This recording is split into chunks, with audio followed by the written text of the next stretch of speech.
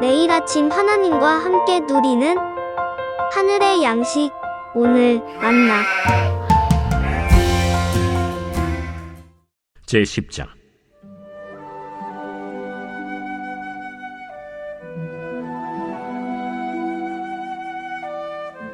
이에 사무엘이 기름병을 가져다가 사울의 머리에 붓고 입맞추며 이르되, 여호와께서 내게 기름을 부으사 그의 기업의 지도자로 삼지 아니하셨느냐? 내가 오늘 나를 떠나가다가 베냐민 경계 셀사에 있는 라헬의 묘실 곁에서 두 사람을 만나리니 그들이 내게 이르기를 내가 찾으러 갔던 암나기들을 찾은지라. 내 아버지가 암나기들의 염려는 놓았으나 너희로 말미암아 걱정하여 이르되 내 아들을 위하여 어찌하리요 하더라 할 것이요. 네가 거기서 더 나아가서 다볼 상수리 나무에 이르면 거기서 하나님을 배우려고 베델로 올라가는 세 사람을 만나리니 한 사람은 염소 새끼 셋을 이끌었고 한 사람은 떡 세 덩이를 가졌고 한 사람은 포도주 한 가죽 부대를 가진 자라. 그들이 내게 문안하고 떡 두 덩이를 주겠고 너는 그의 손에서 받으리라. 그 후에 네가 하나님의 산에 이르리니 그곳에는 블레셋 사람들의 영문이 있느니라. 네가 그리로 가서 그 성읍으로 들어갈 때에 선지자의 무리가 산당에서부터 비파와 소고와 저와 수금을 앞세우고 예언하며 내려오는 것을 만날 것이요. 네게는 여호와의 영이 크게 임하리니 너도 그들과 함께 예언을 하고 변하여 새 사람이 되리라. 이 징조가 내게 임하거든 너는 기회를 따라 행하라. 하나님이 너와 함께 하시느니라. 너는 나보다 앞서 길갈로 내려가라. 내가 네게로 내려가서 번제와 화목제를 드리리니 내가 네게 가서 네가 행할 것을 가르칠 때까지 7일 동안 기다리라. 그가 사무엘에게서 떠나려고 몸을 돌이킬 때 하나님이 새 마음을 주셨고 그날 그 징조도 다 응하니라. 그들이 산에 이를 때에 선지자의 무리가 그를 영접하고 하나님의 영이 사울에게 크게 임함으로 그가 그들 중에서 예언을 하니 전에 사울을 알던 모든 사람들이 사울이 선지자들과 함께 예언함을 보고 서로 이르되, 기스의 아들에게 무슨 일이 일어났느냐? 사울도 선지자들 중에 있느냐? 그곳에 어떤 사람은 말하여 이르되, 그들의 아버지가 누구냐? 한지라. 그러므로 속담이 되어 이르되, 사울도 선지자들 중에 있느냐 하더라. 사울이 예언하기를 마치고 산당으로 가니라. 사울의 숙부가 사울과 그의 사환에게 이르되, 너희가 어디로 갔더냐? 암나기를 찾다가 찾지 못하므로 사무엘에게 갔었나이다. 청하노니 사무엘이 너희에게 이른 말을 내게 말하라.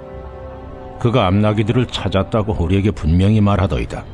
하고 사무엘이 말하던 나라의 일은 말하지 아니하니라.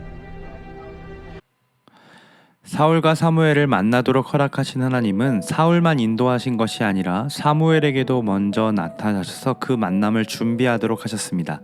청년 사울이 낄만한 자리가 아니었던 그 30명이 모인 식사의 자리에 사무엘은 사울을 상석에 앉히며 모두 앞에서 사울을 세워주죠. 그리고 둘은 지붕에서 밤새 담화를 나눕니다. 아마도 사무엘은 사울에게 지금껏 이스라엘을 인도해 주신 그 하나님의 역사에 대해 이야기해 주었을 겁니다. 그리고 왕이란 하나님의 말씀을 듣는 자여야 함을 강조하며 가르쳐 줬겠죠. 그렇게 말씀을 들려준 뒤에 기름병을 가져다가 사울의 머리에 부으며 하나님께서 사울을 이스라엘의 지도자로 세우셨다고 선포합니다. 사울의 입장에서 이게 무슨 일인가 했을 겁니다. 나귀를 찾으러 왔는데 하나님의 사람을 만나게 되고 또 하나님께서 자신을 이스라엘의 왕으로 세우셨다니 얼마나 당황스러웠을까요? 그래서 사무엘은 사울에게 이 일에 대한 징표 3가지를 가르쳐 줍니다. 첫째는 라헬의 묘실에서 두 사람을 만나 암나기를 되찾았다는 소식을 듣는다는 겁니다.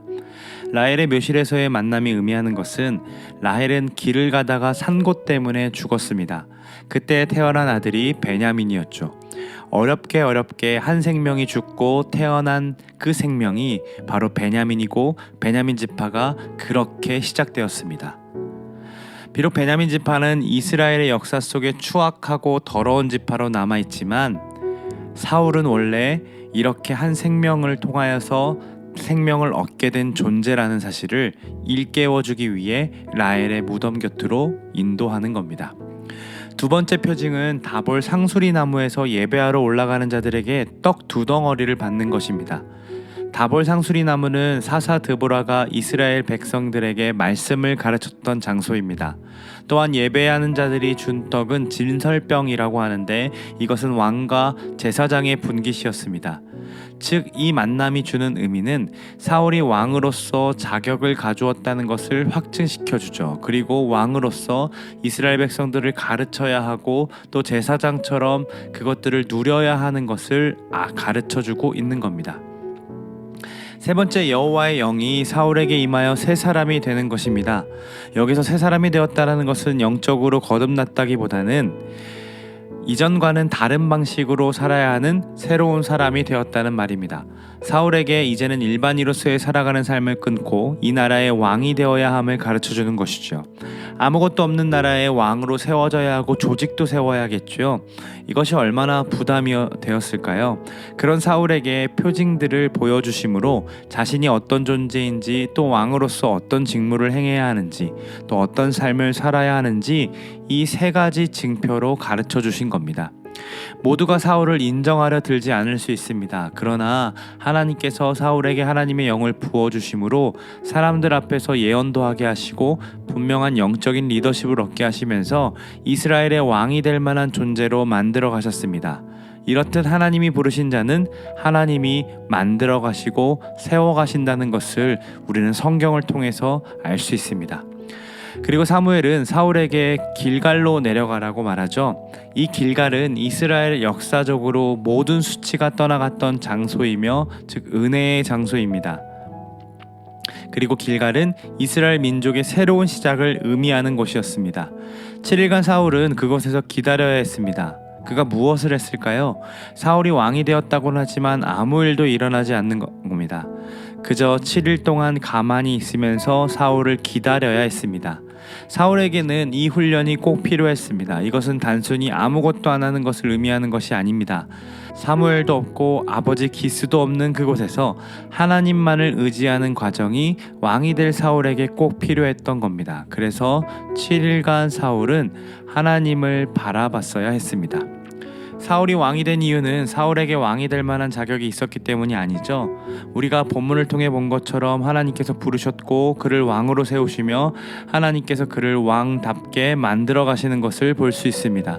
그런데 부르신 분이 하나님이심을 놓치기 시작하면 나에게 집중하게 됩니다.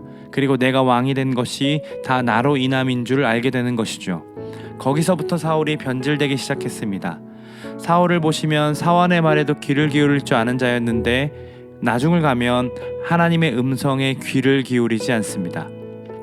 7일간 기다리며 사무엘이 시키는 대로 머무를 줄도 아는 사람이었는데 후에 사무엘을 기다리지 못해 자기 혼자 제사를 드리는 모습을 볼 수 있습니다. 상석에 앉을 때도 자신을 낮추며 자기 자리가 아니라고 생각했던 겸손한 사람이었는데 왕이 되고 나자 자신보다 높아 세워지는 그 다윗을 참을 수가 없어서 죽이고자 합니다. 사랑하는 여러분, 이것이 어찌 사울만의 이야기일 수 있겠습니까? 그가 라헬의 죽음으로 태어난 베냐민 지파의 족속이듯 우리도 예수 그리스도의 죽음으로 태어난 그리스도인입니다. 그가 제사장과 왕만 먹을 수 있는 진설병을 먹을 수 있었듯 우리도 생명의 떡이신 예수님을 먹으며 영원한 생명을 누리게 되었습니다. 사울의 말처럼 우리도 작은 자 중에 작은 자인데 정말 왕이 될 만한 사람이 아니었는데 하나님은 우리를 왕 같은 제사장이요 거룩한 나라로 삼아주셨죠. 우리도 사울이 은혜를 받아 예언한 것처럼 우리도 주신 은혜를 받아 우리의 입술로 하나님을 높이며 찬양할 수 있게 하셨습니다. 사울이 그렇게 하나님의 영을 받아 이제는 다른 사람으로 살아가게 되었듯이 우리도 하나님의 영이신 성령 하나님으로 말미암아 다른 삶을 살아갈 수 있게 하셨습니다. 예배할 수 없었던 삶에서 예배하는 삶으로, 속박과 노예의 삶에서 기쁨과 평안을 맛보는 하루하루를 살아가는 그 힘을 얻게 하셨죠. 이제 우리도 사울처럼 하나님의 역사를 기다려야 할 때입니다. 7일간 아무도 의지하지 않고 그 길갈 은혜의 자리에 머물렀던 것처럼 우리도 부르신 은혜의 자리에 머무르며 하나님이 왜 나를 왕 같은 제사장으로 부르셨는지, 왜 나를 그리스도인으로 삼아 주셨는지 묻고 답을 얻어야 합니다. 사랑하는 여러분, 오늘 예배 가운데 그 답을 꼭 찾는 여러분이었으면 좋겠습니다.